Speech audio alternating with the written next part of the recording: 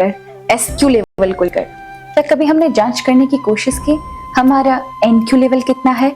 Nationalism question, यानी हमारे देश के प्रति हमारा क्या योगदान होना चाहिए, हमारे देश के प्रति हमारा प्रेम क्या है। आज 15 अगस्त पर हमारे देश के प्रति हमारा क्या योगदान होना चाहिए और देश प्रेम कैसा होना चाहिए, यही जानेंगे और ये जांच करने की कोशिश करेंगे क्या सच्चे मायने में हमारे अंदर देशभक्ति है या फिर 15 अगस्त और 26 जनवरी वाले दिन ही हमारे अंदर देशभक्ति जागृत होती है और 364 दिन हम हमेशा सिस्टम या गवर्नमेंट को कोसते रहते हैं और अपने कर्तव्यों से विमुख होकर हमें लगता है कि ये हमारा कर्तव्य और हमारा दायित्व नहीं, ये तो केवल सिस्टम का और गवर्नमेंट का है।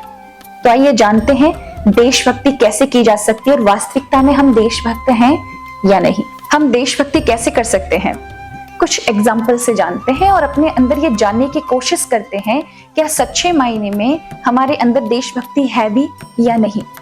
पहला, हम 21वीं सदी में जी रहे हैं जहां पर हम सभी एक सभ्य समाज में हैं। एक कॉमन सी बात होती है, आप किसी भी देश में जाते हैं तो वहां पर आपको स्वच्छता मिलती ही है, लेकिन ये हमारे लिए बड़ा हीनता का या ग्लानि का विषय कहिए कि जो हमारे देश के प्रधानमंत्री मोदी जी को कई मिशन और कैंपेन चलाने पड़े अपने देश की स्वच्छता के लिए। मैं आपसे प्रश्न पूछना चाहती हूँ, उनके किए हुए इस मिशन का या कैंपेन का क्या 100% प्रभाव हमारे देश पर पड़ा है? मैं ये कहूंगी 25% ही। आज भी आप अगर बाहर मार्केट में जाते हैं या कहीं ऐसे तीर्थ स्थलों में जाते हैं तो आप पाएंगे कि लोग वहां गंदगी फैला रहे हैं। वहां पर पॉलिथिन्स, रैपर, बॉटल, सबके पाउच इत्यादि, और यहाँ तक कि दीवारें भी हम कलरफुल करके आते हैं गुटखे और तंबाकू से। क्या आपको नहीं लगता ये तो एक कॉमन सी बात है कि हमें स्वच्छता बनाकर रखनी चाहिए? हम 21वीं सदी में जी रहे हैं। इन सब की मांग हमारे देश के प्राइम मिनिस्टर को नहीं करनी चाहिए, अपितु हमें ये सब सहयोग देना चाहिए। इसलिए अगर आप वास्तविकता में राष्ट्रभक्त हैं, देशभक्ति करना चाहते हैं, तो आज से स्वच्छता के इस मिशन से हम खुद जोड़ेंगे। ये गवर्नमेंट और सिस्टम का दायित्व नहीं, अपितु हम सब का दायित्व है अपने देश को स्वच्छ और सुंदर रखने का। क्या हमारे भारतीय पर्व या त्योहारों पर हमने कभी भारतीय परिधान ट्राई किए? क्या हमने कुर्ते पजामे, धोती कुर्ते, साड़ी या फिर सलवार सूट पहने? या हम कभी कॉफी टेबल पर अपने मित्रों के साथ या अपने सहायक कर्मियों के साथ बैठे हों तो हमने हमारे देश के ऋषियों के टेक्नो और साइंटिफिक अप्रोच के चर्चे किए? आई एम श्योर कि आप में से बहुत लोगों ने नहीं किए होंगे, और क्योंकि हमने हमेशा अपने देश की संस्कृति के प्रति इग्नोरेंस दिखाई है और हम दूसरे देशों के आविष्कारों के हमेशा चर्चे करते हैं, और ये मत भूलिए आपके देश ने भी बहुत कुछ दिया है जिसे हमें एक बार जांचना चाहिए। हम जब भी कोई गैजेट्स खरीदते हैं या फिर कोई डिजिटल प्रोडक्ट्स को खरीद रहे हों, उस समय हम ये देखने की कोशिश करते हैं कि वो मेड इन इंडिया है या मेड इन फ्रेंडली कंट्री है जो हमारे भारत देश के सपोर्ट में हमेशा रहती है, या फिर अनफ्रेंडली कंट्री है जो हमारे देश को कभी सपोर्ट ही नहीं करती।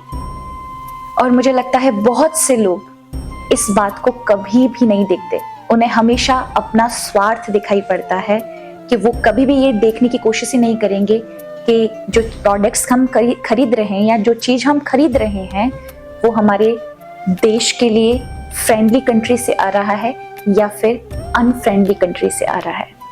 तो ये हम अपने ही देश के साथ गजनबी की तरह अपने भारत की इकोनॉमी के साथ कहीं ना कहीं उसे लूटने में लोगों की मदद कर रहे हैं। हम जिस कंट्री में रहते हैं वो कंट्री यूथ कंट्री कही जाती है, यानी इस देश में सबसे ज्यादा युवा रहते हैं, और जिस देश में सबसे ज्यादा युवा रहते हों उस देश का सफल होना कितना आसान होता है। लेकिन हमारा युवा धन कर क्या रहा है? हमारे युवा अपना टाइम वेस्ट, अत्यधिक टाइम वेस्ट या तो बैड हैबिट्स में कर रहे हैं या फिर सोशल मीडिया पर कर रहे हैं या फिर फालतू के गेम्स में। यदि एक इंसान का भी अगर एवरेज टाइम लगाते हैं तो 1 घंटा भी यदि वो किसी फालतू गेम्स या बैड हैबिट्स में बर्बाद करता है तो 365 साल के घंटे अगर हम लगाएं तो 365 घंटे वो बर्बाद करता है पूरे साल में। और यदि हम पूरे भारत के युवा धन का मल्टीप्लाई करें तो आप देखेंगे कि हम कितना सारे घंटे जो कि अपने नॉलेज के डेवलपमेंट में कर सकते हैं वो हमने व्यर्थ गंवा दिया। और कहीं ना कहीं आज के युवा को अपने करियर पर फोकस करना चाहिए। किसी महापुरुष ने कहा है, हम दिमाग के 10वें हिस्से का प्रयोग करके पैसा, धन, पद सब कमाते हैं, लेकिन हम उस पैसे का उपयोग कहाँ करते हैं? शरीर के निचले हिस्से पर, परिधान में, वस्त्रों पर, गाड़ी पर, सुख सुविधाओं पर। मेरे पास फोन नहीं है, मेरे पास आईफोन नहीं है, मेरे पास बाइक नहीं है, मेरे पास ये चीज नहीं है, इन पर क्या कभी हमने अपने उस 10वें हिस्से पर पैसा लगाया? यानी कुछ नई चीजें सीखने पर या अपने करियर को बनाने पर। आज का युवा यदि एक भारतीय, एज अ भारतीय अपने देश के लिए योगदान करना चाहता है तो वो कैसे करे? उसका योगदान क्या होना चाहिए? वो कैसे देशभक्ति करे? तो सिर्फ एक ही बात है, यदि आप सच्चे मायने में देश की भक्ति करना चाहिए, देश सेवा करना चाहते हैं, तो आपको अपने करियर पर ध्यान देना चाहिए। यदि आप अपने करियर को अच्छे से चुनते हैं, उसके प्रति लक्ष्य निर्धारित करते हैं, फोकस रखते हैं, तो definitely you will achieve your goal. आप सफल भी होंगे और आपके सफल होने से ये देश सफल होता है। जिस देश में सफल लोग रहते हैं तो देश सफलता के शिखरों को छूता है।